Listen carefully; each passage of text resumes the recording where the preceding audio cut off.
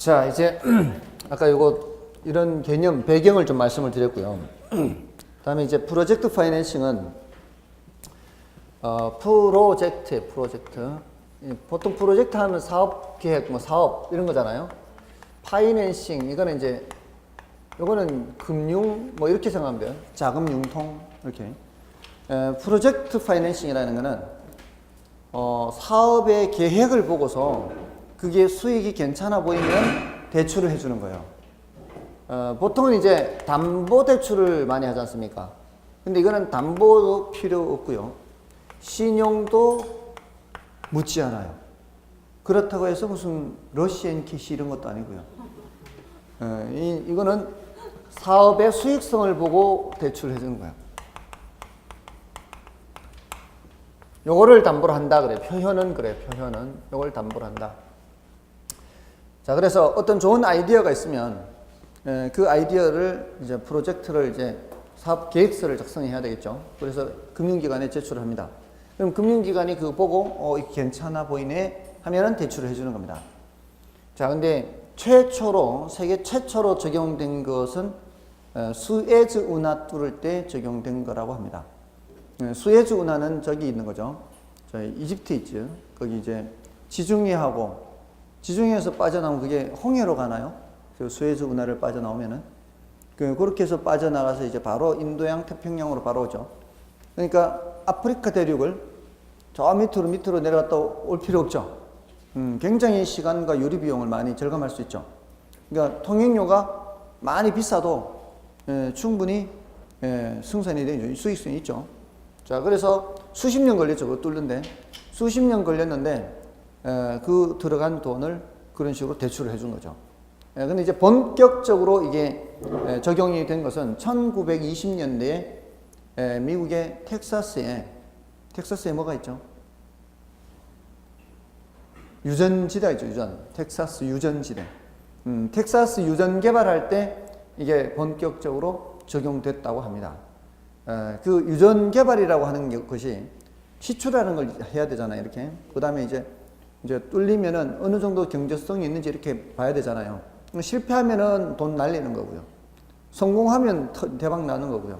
그러니까 이 위험도가 높기 때문에 이 프로젝트 파이낸싱 금리가 고리예요, 고리. 이자가 높아요.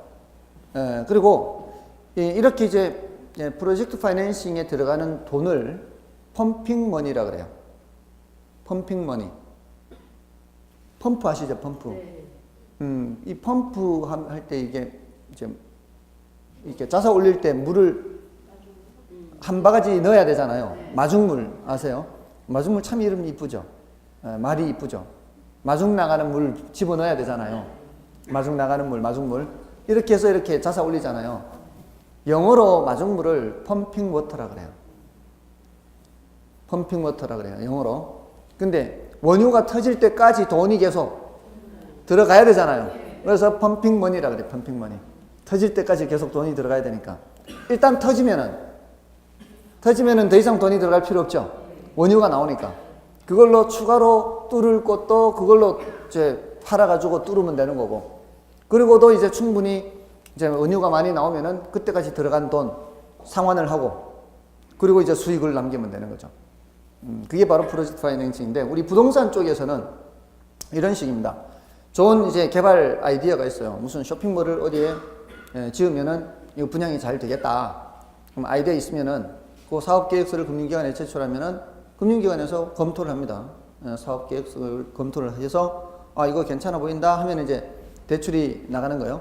자, 나가면 이제 뭐 토지 매입하고 기초공사하고 또 이렇게 건물 좀 올라가고 이러면은 이제 윤곽이 보일 거 아니에요. 그러면은 사람들이 분양 받을 거 아니에요. 이거 괜찮아 보인다. 그러면은 분양 수익금이 들어오죠. 그때까지만 돈이 대출되면 되는 거예요. 이제 분양 수익금 들어오면 그걸로 위로 올리면 되죠. 수익금으로 위로 올리고. 그리고도 더 분양이 되면은 그걸로 상환하고, 대출금 상환하고. 마지막으로 이제 수익을 챙기는 겁니다. 이게 이제 프로젝트 파이낸싱이에요. 자, 이런 식으로 이제 자금을 조달하는 거죠. 자금 조달할 때는. 됐나요? 자, 요 중에서 요 앞에 이제 이 한국주택금융공사 이런 건 나중에 하면 되고요. 용어에 해당하는 건 몇 개 좀 하고요. 그 다음에 오늘은 요거 저당 상환 방법. 자, 여기에 대해서 하도록 하고요. 다음에 조금 세부적인 내용은 이제 나머지 이걸 하도록 하겠습니다. 자, 86쪽에 보시면은 부동산 금융에 의해서, 금융이라는 건 뭐 자금 융통이니까 그게 자금 융통인데 어느 분야에서의 자금 융통이에요? 부동산 분야에서의 자금 융통이니까 부동산 금융이다. 뭐 이렇게 하면 되는 정도고요. 별로 중요도는 높지 않아요. 자, 근데 그 밑에 부동산 금융의 종류에서 지분 금융, 부채 금융 있죠. 자, 이거는 좀 알아두셔야 돼요. 지분 금융은 자기 자본을 조달하는 것이고요. 지분, 자기 자본이라고 그랬죠. 앞에 여기서 요거 자기 자본, 지분 투자에 했잖아요. 자기 자본을 조달하는 게 지분 금융. 타인 자본을 조달하는 게 부채 금융. 이렇게 해요. 그럼 자기 자본과 타인 자본의 차이점이 뭔가 하면은 자기 자본의 경우는 한 배를 타는 거라고 생각하시면 돼요. 망해도 같이 망하고요. 흥해도 같이 흥하는 거예요. 그게 지분금융의 특징이에요. 그래서 지분금융은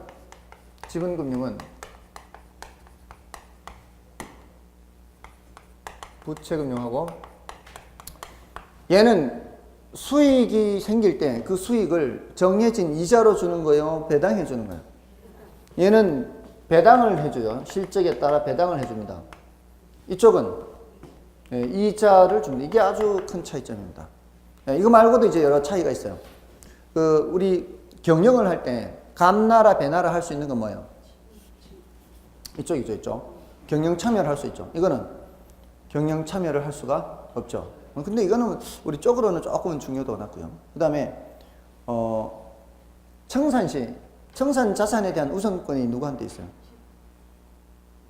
청산시, 청산 자산에 대한 우선권은 이쪽에 있습니다. 이쪽에. 빚부터 갚아야죠. 빚부터 갚고 남는 거를 주주들한테 나누는 거죠. 됐나요? 그러니까 부도가 나는 상황이라는 게 뭐예요? 부도가 나는 상황이라는 것은 그 자산을 다 처분을 해도 빚을 다 못 갚는 상황이죠. 그러니까 부도가 난 상황에서는 이 채권이죠. 이 채권이 대표적이죠. 채권을 갖고 있는 사람들이 다 회수가 안 되는 상황이죠. 그럼 주식을 갖고 있는 사람은 종이 쪽지죠. 종이 쪽지. 주식은 종이 쪽지가 되는 거예요. 그러니까 뭐가 더 위험한 거예요?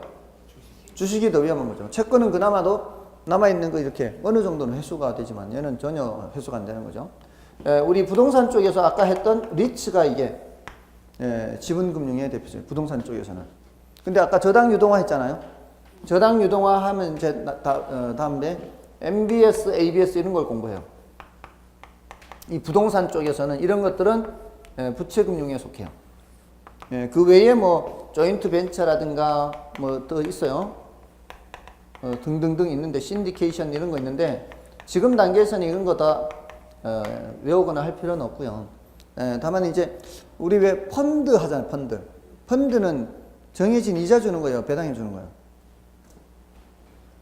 펀드는 배당해 주죠. 그럼 어느 쪽이에요? 이쪽이에요. 펀드. 그렇게 이제 구별을 하시면 되겠습니다. 됐죠? 자, 이 정도만 체크하시고요. 나머지는 별로 뭐 말씀드릴 거 없습니다. 됐고요.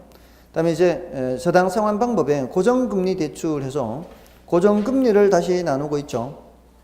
고정금리를 나누고 있는데, 자, 일단은 고정금리, 변동금리에서 고정금리와 변동금리하고 차이를 좀 하고요.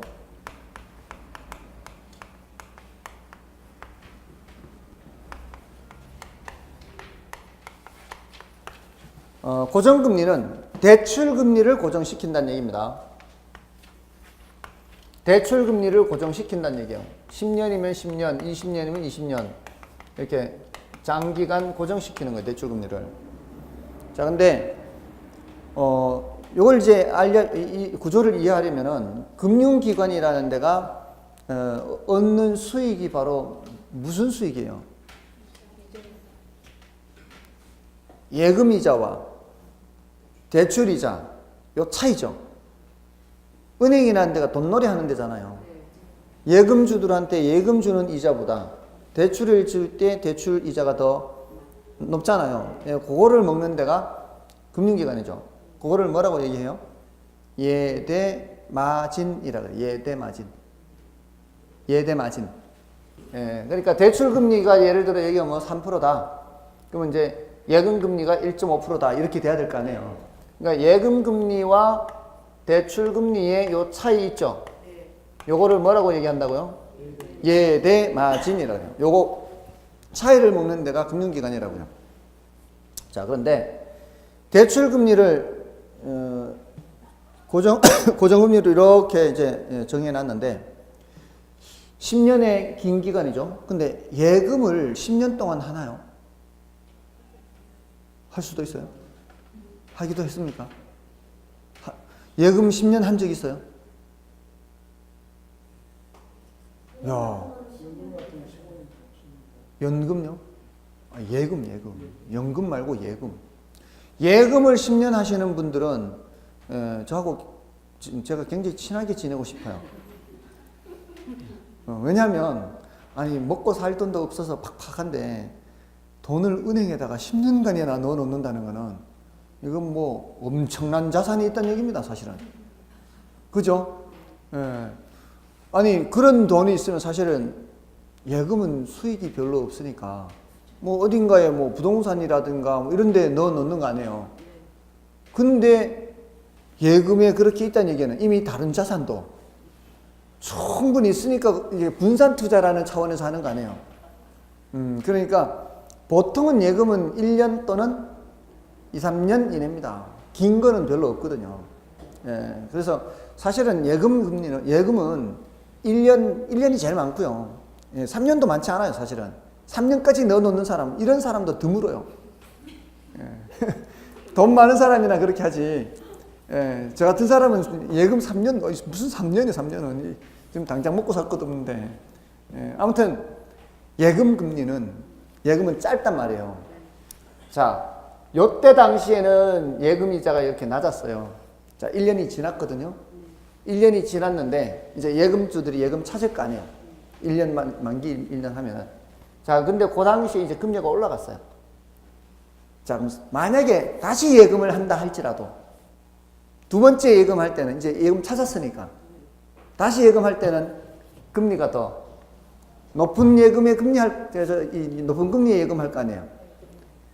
근데 대출은 고정으로 해놨잖아요. 그러면은 금융기관 입장에서는 얻는 마진이 줄어들죠. 그렇다고 예금 금리 안 올려주면 예금 못 받아요.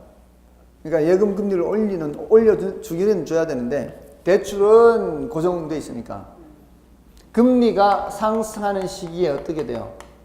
금리 상승기 수익성이 떨어집니다. 별로 안 좋죠? 자, 근데 요 어려운 시기를 지났더니 이제 드디어 자, 금리가 떨어지기 시작해요.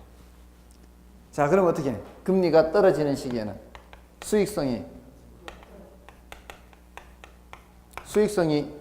더 좋아지나요? 그럴까요, 과연? 자, 이게 10년 전에요. 10년 전에 금리가 한 6%대였거든요. 6%대. 6%대 초반이었어요. 10년 전쯤에. 그때 예금 금리는 4%대 초반이었어요. 또는 4%대 후반. 보통 이 마진이 1.5%포인트는 한 2%포인트 범위 내에서 왔다 갔다 그래요.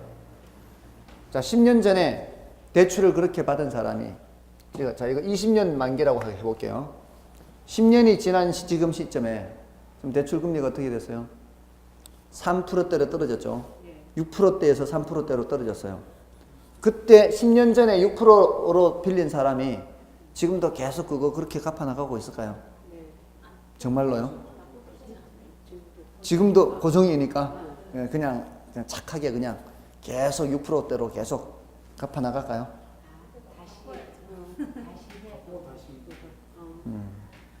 보통이라면 다 그러겠죠. 예, 특별히 은행을 살찌우려고 하는 사람이 아니라면 이걸 뭐라 그래요? 이렇게 다시 새로 대출받아서 이렇게 하는 걸 뭐라 그래요? 그냥 쉬운 말로 갈아탄다 그러잖아요. 그죠? 근데 시험에는 갈아탄다 안 그런다고요. 시험에서는 조기상환한다. 조기상환. 또는 만기 전 변제 이렇게요. 20년 되기 전에 지금 시점에서 금리가 많이 시장 금리는 떨어졌으니까 예금금리 지금 막 1%대 초반 됐잖아요. 그럼 새로 요때 대출 받으면은 3%대로 대출 받을 수 있으니까 그 6%대로 대출 받은 건 누가 갖고 있겠냐고. 맞잖아요. 자, 그러면 금리 상승기에는 별로 수익을 못 내다가 금리 하락해서 조금 좀 수익이 괜찮아질 듯 하니까 어떻게 해요? 조기 상환해버린다고요. 자, 이 금융기관 입장에서는 전혀 좋을 거 없죠? 예, 금융기관 입장에서는 전혀 좋을 거 없어요. 자, 이거를 어떻게 표현하는가 하면은 이 상황을 금리 변동 위험을 누가 부담한다? 예, 금융기관이 부담하는 거죠. 맞나요? 네. 금융기관이 부담한다 그래요. 혹시 여러분들 돈을 그 대출자라는 단어 있죠? 대출자라는 단어가 돈을 빌린 사람이에요? 빌려준 사람이에요?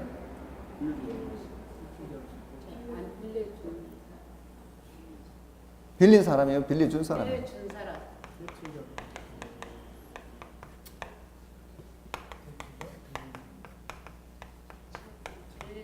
임차인, 임대인 생각해 보시면 쉬워요.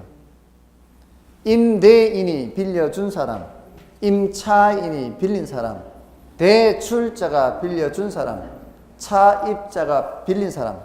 됐나요? 네. 이건 매스컴에서 틀리는 기자들이 수두룩합니다.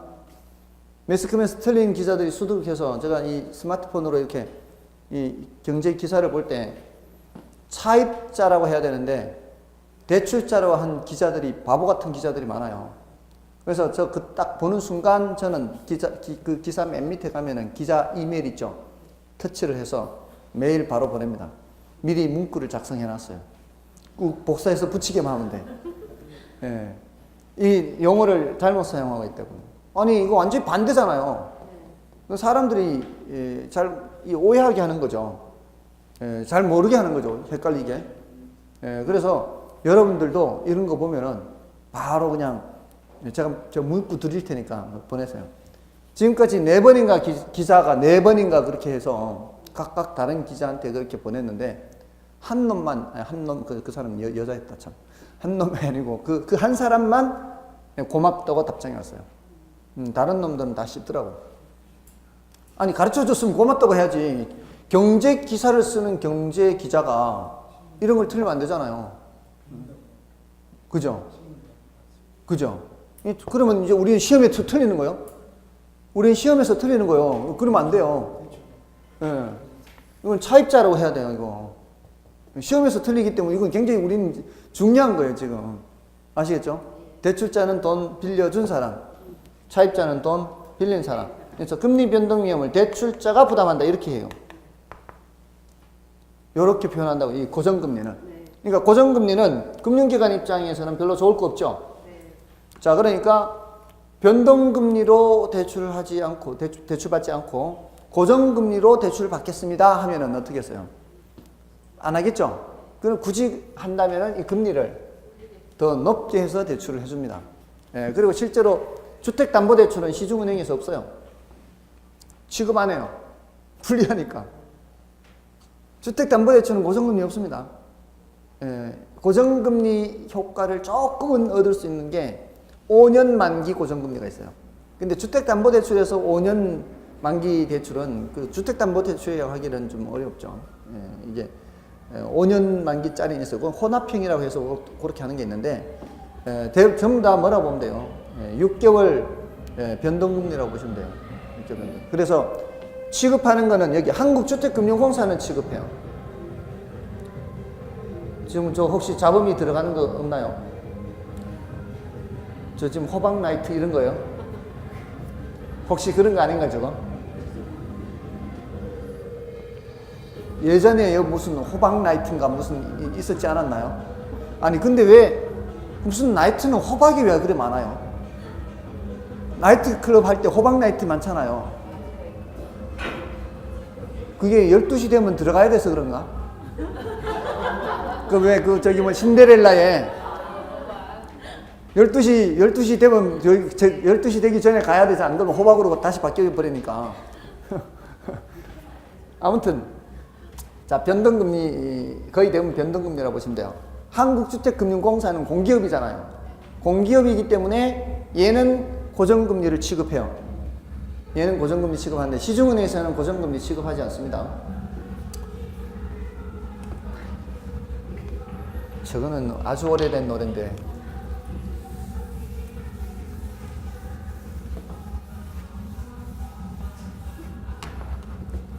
저거 테크노 댄스 아니에요 저거. 저거는 저 몇 년, 1990 몇 년도인데 저거 20년 전 노래를 틀고 있어 지금. 자, 이제 변동금리. 그래서 이제 변동금리인데 변동금리는 예금금리가 바뀔 때마다 뭐도 바꾼다는 거예요. 대출금리도 바꾼다는 거죠. 이렇게 예금금리가 오르락 내리락 할 때요, 대출금리도 오르락 내리락 하기 위해서 일정한 뭐를 먹는 거예요. 일정한 마진을 먹는 거죠. 이러면은 금융기관 입장에서는 전혀 뭐 불리할 거 없죠. 오르든 내리든 항상 일정한 마진을 먹으니까. 거기에다가 어떤 짓을 할 가능성이 많은가 하면은 이런 짓을 할 가능성이 많아요. 이렇게 안 떨어지고 이렇게 떨어진다고요. 떨어는 지죠. 떨어는 지기 때문에 차입자들은 금리 떨어지네 라고 생각하죠. 얼마나 떨어지는지는 모르니까. 이게 바로 뭔가 하면은 비대칭 정보예요. 비대칭 정보에 의해서 아는 쪽에서 이용하는 거죠. 도덕적 해이를 하는 겁니다. 금융기관이 도덕적 해이를 하는 거예요. 그래서 이런 행동을 하는 금융기관은 과징금을 먹거나 하기도 합니다. 그리고 우리는 어떻게 해야 되는가 하면은 금리가 떨어진다 그러면은 전화해서 항의를 하는 겁니다. 그럼 항의를 하면은 떨어뜨려주고 더 떨어뜨려주고 안 하면은 그냥 가는 거고. 실제로 그런다고 합니다. 금융기관 직원인 그 수험생분이 와서 쉬는 시간에 뭐 이런 얘기 하다가 실제로 그런다고 합니다. 실제로. 그래서 금리가 떨어진다 그러면 빨리 전화해서 내 거 낮춰달라 이렇게. 안 그러면 이제 그것도 혜택 못 보는 거죠. 자, 아무튼 여기 이제 변동금리예요. 그러니까 금리 변동 위험을 차입자가 부담하는 거다 이렇게 보는 거고, 금리 변동 위험을 대출자가 부담하는 것은 고정금리다. 똑같은 시점에 똑같은 조건으로 대출한다면 고정금리가 변동금리보다 더 높게 적용이 됩니다. 됐죠? 자, 일단 기본 이제 고정금리, 변동금리에 대한 이해를 좀 하시고요. 이 고정금리를 다시 원리금 균등과 원금 균등, 그 다음에 체증식 상환, 이렇게 이제 구별을 합니다. 자, 이게 글자가 다르죠, 지금? 원리금 균등은 리자가 들어가 있죠? 그게 뭘 뜻하는 거예요? 이자를 뜻하는 겁니다. 그러니까 원금 이자 합계액을 원리금이라 하고요.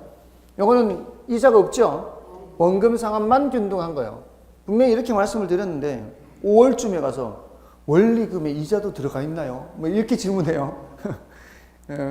원리금에 이자도 들어가 있는 겁니다. 자, 원리금 균등은 원금 이자의 합계액이 똑같은 거예요. 자, 여기가 이제 원리금 지불액입니다. 원리금 지불액. 자, 우리는 이제 어떤 용어든지 간에 이 어떤 이 단어에서 또는 도표에서 보면서 바로 이 뜻을 유추할 수 있으면 그게 제일 좋은 거잖아요. 원리금 지불액이 일정하죠. 그러니까 뭐야 이게? 원리금 균등이 되는 거죠. 이거 보세요, 이거. 원리금 좀 삐딱한가요? 좀 삐딱한 것 같네. 원리금 지불액이 어떻다고요? 일정하다고요. 원리금 지불액이 일정한 것이 뭐라고요? 원리금 균등 이렇게요. 일정하니까 원리금 균등. 자, 이거는 여기에 원금이자가 들어있죠. 다 원금이자가 다 들어있어요. 근데 이 원금이자가 똑같은 게 아니에요. 이자가 이만큼 원금이 이렇게 되는 게 아니고요. 처음에는 이자가 차지하는 비중이 커요. 처음에는 대부분이 이자예요. 대부분이 이만큼이 거의 이자예요. 이자. 원금 갚는 건 조금밖에 안 돼요. 자, 근데 조금이라도 원금을 갚잖아요. 조금이라도 원금을 갚기 때문에 두 번째 이자는 첫 번째 이자보다는 약간은 낮아져요. 약간은 낮아지는데 가져가는 돈은 똑같이 가져가기 때문에 조금이라도 원금을 더 많이 갚게 돼요. 그럼 조금이라도 원금을 더 많이 갚게 되면 그 다음에는 이자가 더 떨어지게 돼요. 이렇게. 그러면서 원금 상환은 더 커지겠죠. 그래서 이런 식으로 이렇게 돼요. 이렇게. 처음에는 이 원금 상환이 얼마인데 조금씩만 더 원금을 갚기 때문에. 자, 그러면은 가면 갈수록 원금 상환이 점점 커지는 거죠. 자, 그 소리는 처음에는 원금 갚는 게 얼마 안 되지만 가면 갈수록 이렇게 된다는 거죠. 됐나요? 요 반대쪽으로 요 길이를 요렇게 나타내는 요렇게. 그래서 요거는 뭐가 되는 거고요? 이자고요. 요거는 원금 갚는 크기를 나타내는 거예요. 자, 그래서 요 구조에서는 여기 처음에는 원금을 갚는 게 얼마 안 되니까 기간의 절반이 됐을 때 원금의 절반을 갚을 수가 없어요. 처음에는 이제 원금을 조금밖에 못 갚기 때문에. 그러겠죠? 그래서 약 3분의 2 정도는 가야 원금의 절반을 갚아요. 자, 이런 것이 주택담보대출 말고 어디에 또 있는가 하면은 자동차 할부예요. 자동차 할부 해보셨나요? 30개월이나 뭐 이렇게. 여기 계신 분들은 돈밖에 없어요. 할부 안 하고 그냥 현금으로 사버리는 거죠, 그냥. 예. 그 뭐, 할부 이자가 비싸니까 다 그렇게 생각하죠. 뭐 돈을 뭐 한 10년이나 이 예금에 갖다 놓고 하니까 뭐 갖고 있는 건 돈밖에 없으니까 뭐, 아무튼 30개월 할부로 끊으면 20개월 정도는 가야 반 갚는다. 뭐 예를 들어 1,000만 원 할부로 끊었다. 그러면 500만 원 갚는 게 한 20개월은 가야 500만 원 갚는다 이 말이에요. 됐죠? 예, 그게 이제 원리금 균등 상환이고요. 자, 원금 균등 상환은 원리금 지불액은 똑같지가 않아요. 그러겠죠? 원리금 지불액이 똑같으니까 뭐예요? 원리금 균등이잖아요. 그럼 얘는 원금 균등은 원금 상환이 일정한 거죠. 위에 게 지금 원리금 균등이고 여기 이제 원금 균등 이제 이렇게 나타나면은 자, 지금 조금 전에 저기 있나요? 원리금 균등, 원금 균등, 체증식이라 그랬죠.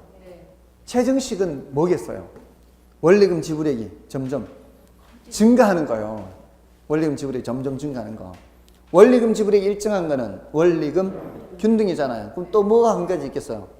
원리금 지불액이 점점 줄어드는 체감식. 그 체감식이 바로 원금 균등이에요. 이 체감식이. 그러니까 이해하기 제일 쉬운 건 이거죠. 체증, 체감, 균등. 원리금 지불액이. 원리금 지불액이 일정하면 뭐고요? 원리금 균등이고 원리금 지불액이 점점 감소하면은 체감식, 원금 균등 상환이고 체증식은 그냥 체증식 또는 점증식으로만 얘기한단 말이에요. 됐나요? 자, 근데 이게 체감한다는 얘기가 이거예요. 자, 예를 들어 보면 1억을 10년 만기로 대출받았어요. 1억을 10년 만기인데 매년 말 상환이라고 할게요. 그럼 몇 번에 걸쳐서 갚아야 돼요? 매년 말 갚아야 되니까 10번이잖아요. 맞잖아요. 10번에 걸쳐서 나눠 갚을 거 아니에요. 자, 그러면 1억을 한 번 갚을 때 얼마씩 갚아야 똑같이 나눠서 갚는 거예요? 1,000만 원씩 해야 될 거 아니에요. 그죠? 근데 은행에 갖다 줄 때는 원금 상환분만 갖다 줘서는 안 되잖아요. 이자를 얹어서 갖다 줘야 되는데 그 이자율이 10%라고 해볼게요. 계산하기 쉽게. 10%. 1억을 1년간 사용했어요. 첫 번째 연도 말에 원금 이자를 갖다 줄 때. 첫 번째 연도는 1억을 1년 썼죠. 1억을 1년 썼어요. 몇 퍼센트 이자율로? 10% 이자율로. 그러면은 이자가 1,000만 원이죠. 이자 1,000만 원에 원금 1,000만 원을 같이 갖다 줘야 되죠. 그럼 총 2,000만 원을 갖다 주면은 은행에서는 이자를 제일 먼저 빼요. 왜냐면 걔네들은 이자를 먼저 빼고 더 가져왔으면 빚을 까주는 거고 이자도 못 가져왔으면 빚이 늘어나는 거고 이렇게 되니까. 맞죠? 그래서 이자 1,000만 원 빼고 남은 1,000만 원 원금 갚는 거죠. 그러면은 1억에서 이제 1,000만 원을 갚은 거죠. 그럼 두 번째 연도에는 얼마를 빌린 셈이에요? 그렇죠. 두 번째 연도는 이제 9,000만 원을 빌린 셈이에요. 그러면 9,000만 원에 대한 이자 10% 900만 원과 1000만 원하고 이제 갖다 주는 돈은 1900을 갖다 주는 거죠. 자, 그러면 그 다음에는 1800, 1700, 1600 이렇게 되겠죠. 그래서 체감시 되는 거예요. 원금 균등 상환은. 됐죠? 그래서 요렇게 내려간단 말이죠. 이렇게. 내려가는데 자, 이 구조를 요렇게 보면 이게 전체 금액이 내려가는 거는 사실 뭐가 내려가기 때문에? 이자가 내려가기 때문이죠. 이자가. 원금 상환은 일정하고요. 됐나요? 자, 요거를 이제 원금 균등이라고 그래요. 이걸 체감식. 그럼 최정식은 이렇게 위로 올라가는데 그건 나중에 해도 되고요. 자, 그럼 이제 요거를 이 그래프 중요한 그래프예요. 제일 중요한 그래프가 이 그래프예요. 함께 나타내는 거야. 원리금 지불액이 자, 원리금 지불액이 일정한 게 뭐라고요? 원리금 균등 상환이죠. 자, 그럼 얘는 원금 균등 상환이면 원금 균등 상환의 원리금 지불액을 같이 여기 나타내려면 이런 식으로 나타날까요? 이 밑에 이렇게 나타날까요? 이 위에 이렇게 교차하면서 나타나야 되지 않을까요? 은행에 갖다 주는 돈이 처음에는 얘보다는 많지만 나중에는 얘보다는 작아야 그게 말이 되는 거 아닌가요? 모든 기간에 걸쳐서 다 밑에 있거나 모든 기간에 걸쳐서 다 위에 있으면 말이 안 될 거 아니에요. 처음에는 부담이 좀 얘보다는 부담이 되더라도 나중에는 부담이 덜 되도록 해야 그게 말이 될 거 아니에요. 똑같은 금액을 빌렸다면. 그렇지 않겠어요? 그래서 이렇게 함께 나타내면은 원리금 균등 상환보다 원금 균등 상환이 초기에는 부담이 더 크다고요. 대신 나중에는 부담이 적게 되는 거죠. 그래야 되지 않겠어요? 이건 나중에 이제 숫자로도 하고 하면은 이제 더 쉽게 알 수 있어요. 근데 아무튼 자, 여기에서 이제 질문을 많이 하는 거예요. 원리금 균등 상환과 원금 균등 상환 중에서 첫회 월 불이백 납부 후 또 뭐 첫회 연 불이백 납부 후 잔금이 더 적게 남는 방식은 뭐다? 원금 균등이죠. 원금 균등. 더 많이 갖다 줬으니까.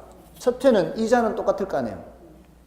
이자는 똑같은데 이 말이죠. 또 다른 조건 똑같으니까 이자는 처음은 똑같습니다. 처음은 이자는 똑같아요. 근데 더 많이 갖다 준 게 원금을 더 많이 갚을 거 아니에요. 그럼 잔금은 더 적게 남는 거죠. 됐나요? 또 금융기관 입장에서 초기에 대출금 회수가 더 빠른 방법은 뭘까요? 그것도 원금 균등이죠. 더 많이 받으니까 회수가 더 빠른 방법입니다. 그죠? 자, 그렇게 묻거나 또는 원리금 균등 상환은 매기 지불하는 원리금 지불액이 일정한 것을 말하며 원금 상환분은 점점 감소하고 이자 지급분은 점점 증가한다. 이러면 틀리게 되는 거죠. 그렇죠? 또는 원금 균등 상환은 이러이러하다 해야 되는데 원리금 균등 상환은 이러이러하다 그러면 틀리는 거죠. 그런 식으로 질문을 한다고요. 됐나요? 그래서 이 그래프를 잘 이해를 하시고 계시면 웬만한 건 다 맞출 수가 있어요. 조금 이제 난이도 높게 질문을 하는 방식도 있는데 그 조금 더 난이도 높게 질문하는 거는 그렇게 시험에 많이 나오지는 않았어요. 그 난이도 높은 게 뭐를 질문할 때 난이도가 높은가 하면은 비중을 물을 때 난이도가 높아요. 비중. 원리금 지불액 중에서 이자가 차지하는 비중이 점점 증가해요? 감소해요? 이자가 차지하는 비중은 점점 감소하죠. 자, 원금 균등 상환에서는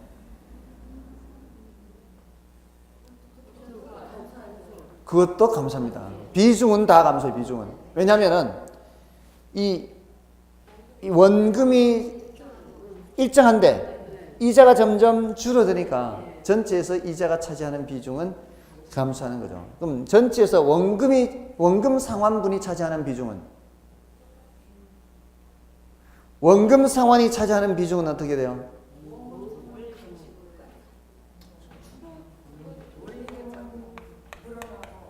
비중이라 그랬죠. 비중. 비중은 퍼센트를 말하는 퍼센트.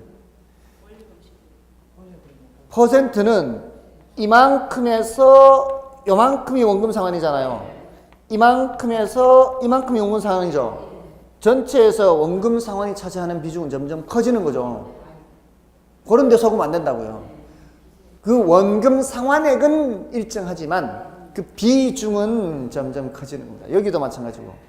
그런 날장난에 속으면 안 된다고요. 조금 그런 거는 이제 난이도가 좀 높은 거예요. 아시겠죠? 근데 그런 거는 나중 얘기고, 그런 거는 한 번 정도는 속아줘야 예의고요. 그래서 시험 치기 전에 한 번쯤 속아줘야 이렇게 시험 칠 때 그런 걸 조심하게 되거든요. 그런 건 나중에 이제 모의고사 같은 거 보면서 속으면 되니까 괜찮아요. 이렇게 쉬운 것들 위주로 일단은 해두시면 돼요. 됐죠? 자, 이게 고정금, 원리금 균등, 원금 균등이고요. 최정식 상환은 이렇게 올라가는 건데요. 이거는 나중에 해도 돼요. 그러니까 이해하기 쉽게 기억하려면 이렇게 하면 되죠. 최정, 최감, 균등.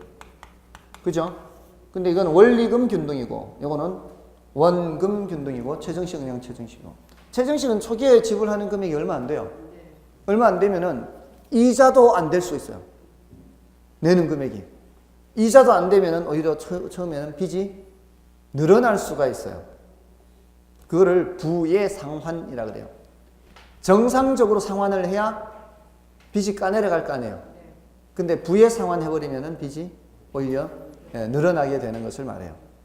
근데 그 빚이 늘어나더라도 이자가 조금 모자라는 정도로 늘어나는 것이기 때문에 그렇게 빠른 속도로 늘어나지는 않아요. 대신 이제 은행에 가져다 주는 돈이 점점 빠른 속도로 늘어나기 때문에 처음에만 조금 빚이 늘어나다가 이제 다시 줄어들게 되어 있습니다.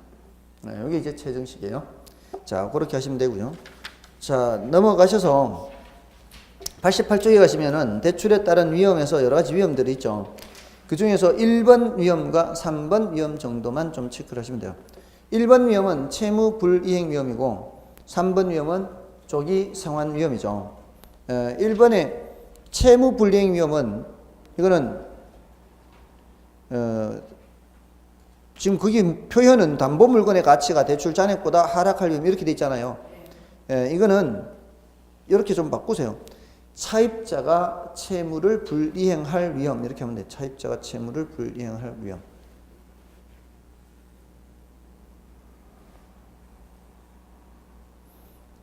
그 다음에 3번은 조기 상환위험은 차입자가 만기 전에 변제할 위험을 말해요. 자, 이거 누가 부담하는 위험일까요? 1번, 3번 모두 다 금융기관, 대출자가 부담하는 위험이에요. 금융기관은 가장 좋은 게 뭐예요? 금융기관 입장에서는 만기까지 꼬박꼬박 어기지 않고 갚는 게 제일 좋죠. 그게 이제 제일 좋은 겁니다. 됐죠? 자, 됐고요. 그 89쪽에 있는 뭐 부동산 개발 금융 해서 신디케이트 이건 나중에 말씀을 드려도 되고요. 프로젝트 파이낸싱은 앞에서 말씀드렸죠. 프로젝트 파이낸싱은 이제 간단하게 좀 말씀을 드렸고요. 자, 오늘은 요 정도까지 하고요.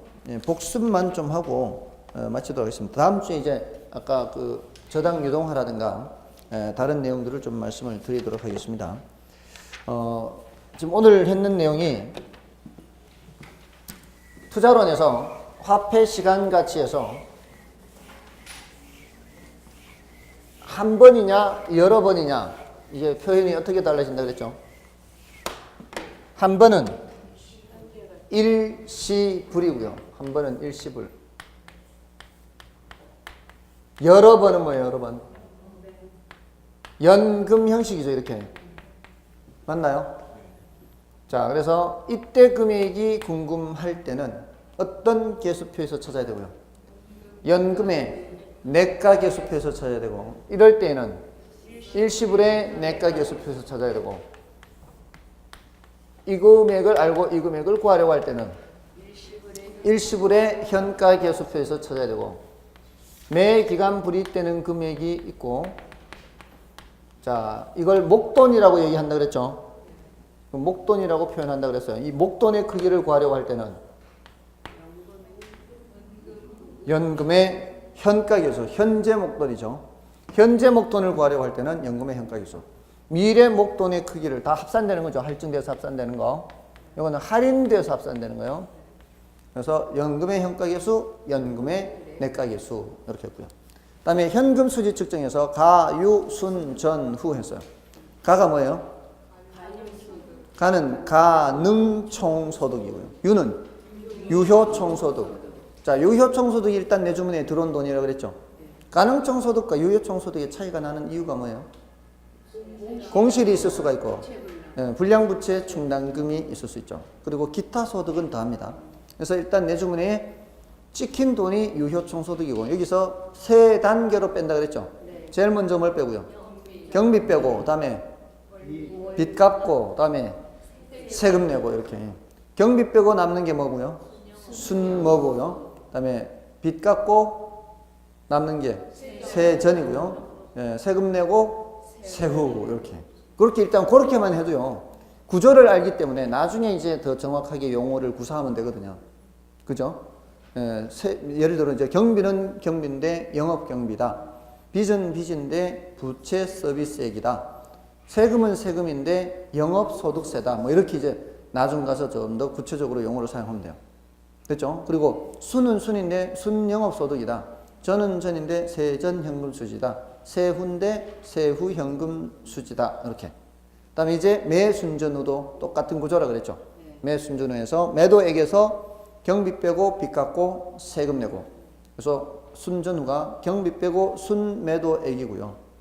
빚 갚고 세전 지분복귀액이라 그랬어요. 그때는 지분복귀액. 그 다음에 세금 내고 세후 지분복귀액. 그 다음에 경비는 경비인데 이쪽에는 이제 매도 경비, 팔 때 발생하는 겁니다.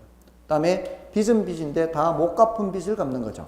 잔금이 되는 거고요. 그 다음에 세금은 세금인데 자본이득세, 양도소득세가 되는 거죠. 됐나요? 그렇게 해서 브리핑을 할 때 이제 총 투자액에 대해서 얼마만큼의 수익률을 계산해야 되느냐, 또는 지분 투자액에 대해서 얼마만큼의 수익률을 계산해야 되느냐, 이거 이제 앞으로 해야 되는데, 여러분이 브리핑할 때 제일 중요한 거는 세전현금 수지를 기준으로 한다 그랬죠. 절대로 총 투자액이 나오면 안 된다 그랬죠. 총 투자액이 나올 때는 반드시 세전 아니면은 세후 현금 수지가 나와야 돼요. 아니 지분이 나올 때 세전. 저도 그럴 때가 있겠죠. 그렇죠. 제가 사실은 여러분들이 제대로 반응을 하나, 이런 의도도 있는 거죠. 세전 세후는 지분 투자액, 총소득이나 순영업소득은 총투자액이 나와야 돼요. 그렇게 짝이 맞아야 돼요. 다음에 자, 이렇게 이제 수익률을 계산하는 방법도 있지만 승수를 계산하는 방법도 있어요. 수익률은 이제 투자액분에 왜 우리 수익 계산할 때 수익률 하잖아요. 근데 승수는 거꾸로 역수예요. 그러니까 수익이 분모로 가고 투자액이 분자로 가서 이렇게 하면은 자본을 회수하는 데 걸리는 시간을 계산하는 게 나와요. 자, 이렇게 해서 어림셈법이 이런 게 있었고요. 이게 투자 분석 기법의 내용이었어요. 자, 이런 정도로 하고 다른 투자 분석 기법은 이제 나중에 하기로 하고요. 그다음에 이제 금융론으로 넘어가면은 이제 저당 상환 방법, 저당 유동화, 그다음에 자금 조달 방법 이런 게 있는데, 일단 그 저당 유동화는 뭐라 그랬어요? 저당 채권을 현금화시키는 것이다. IMF 때 금융기관 때문에 도입된 거예요, 배경이. 그다음에 리츠 또는 부동산 투자회사는 IMF 때 누굴 지원하기 위해서? 구조조정하는 회사를 지원하기 위해서. 구조조정하는 회사의 부동산을 사줌으로써 구조조정을 원활하게 하게 하기 위해서 도입된 것이 바로 그거죠. 리츠죠. 부동산 투자회사.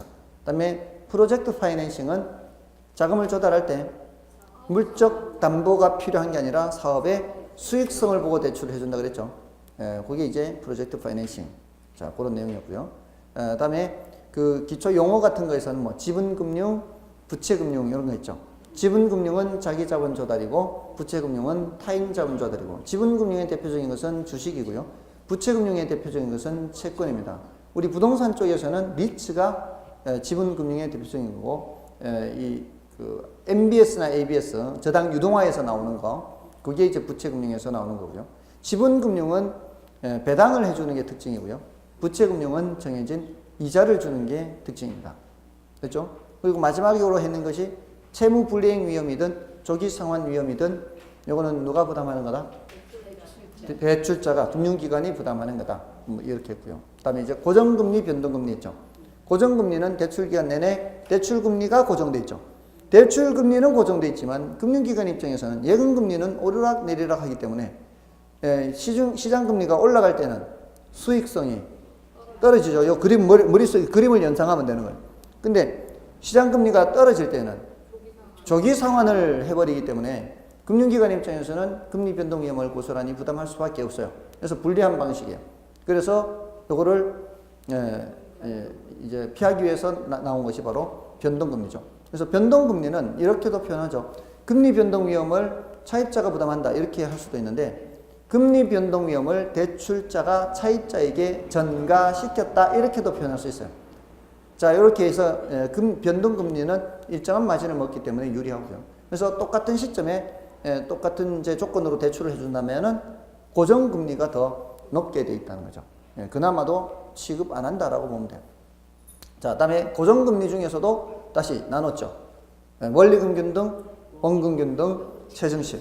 원리금균등은 원금 이자의 합계가 일정한 방식을 말한다 그랬죠. 그리고 그 일정한 방식인데 처음에는 뭐가 차지하는 비중이 크지만 처음에는 이자가 차지하는 비중이 크지만 점점 가면 갈수록 이자가 낮아지고 원금 상환분은 점점점 증가하게 되고요. 됐죠? 그래서 처음에 원금 갚는 크기가 얼마 되지 않기 때문에 기간의 절반이 됐을 때 원금의 절반을 갚을 수가 없어요. 그래서 원리금 균등 상환에서는 약 3분의 2 정도는 되어야 원금의 절반을 갚게 되어 있습니다. 그 다음에 원금 균등 상환은 체감식으로 기억해도 된다 그랬죠? 자, 이렇게 줄어드는 이유는 원금 상환액은 일정하지만 이자 지급분이 점점 줄어들기 때문에 원리금 지불액 전체가 줄어들게 되어 있는 겁니다. 됐죠? 그래서 처음에 부담이 더 큰 방식은 뭐예요? 부담이 더 큰 방식은 더 위로 올라가 있는 게 더 부담이 큰 거니까 원금 균등 상환이 더 부담이 크죠. 초기에. 차입자 입장에서 부담이 더 큰 거는 원금 균등 상환이에요. 근데 금융기관 입장에서 회수가 빠른 방법은 그것도 원금 균등 상환 방식이 되는 겁니다. 됐죠? 할만하죠? 또는 이제 나중 되면 조금씩 더 하게 되면은 이런 거는 이제 만약에 지금 생애 최고 소득 수준에 있는 사람이라면 원금 균등 상환 방식이 적절한 방식이에요. 원리금 균등 상환이 적절한 방식이에요. 지금 생애 소득 수준이 가장 높은 단계에 있는 사람이라면 원금 균등 상환으로 해야 되겠죠. 앞으로 내려갈 일만 남았잖아요. 근데 원리금 균등을 해버리면 나중에 좀 부담스러우니까 지금 생애 소득 수준이 제일 높은 단계에 와 있는 사람이라면 원금 균등 상환이 적절한 방식이라고 볼 수 있어요. 그러니까 이런 것 그렇게 어렵지는 않아요. 그런 기본적인 개념을 알아두신 후에 나중에 그렇게 세부적인 거 하나씩 추가하면은 정말 수업만 들어도 웬만큼 점수가 납니다. 여러분들 그 모니터링 해보면은 개론이 시간을 많이 다른 과목을 공부하도록 시간을 많이 도와준 과목이다. 그러니까 제 수업만 열심히 들었는데 특별히 따로 많이 공부를 안 해도 민법이나 다른 과목을 공부할 수 있는 시간을 많이 벌어다 줬다고요. 그러니까 열심히 수업을 들으시면 수업만 듣고 이렇게 해도 된다는 거죠. 조금만 더 집에 가서 조금만 하면 된다는 거죠. 조금만. 아시겠죠? 오늘은 여기까지 하겠습니다. 애쓰겠습니다.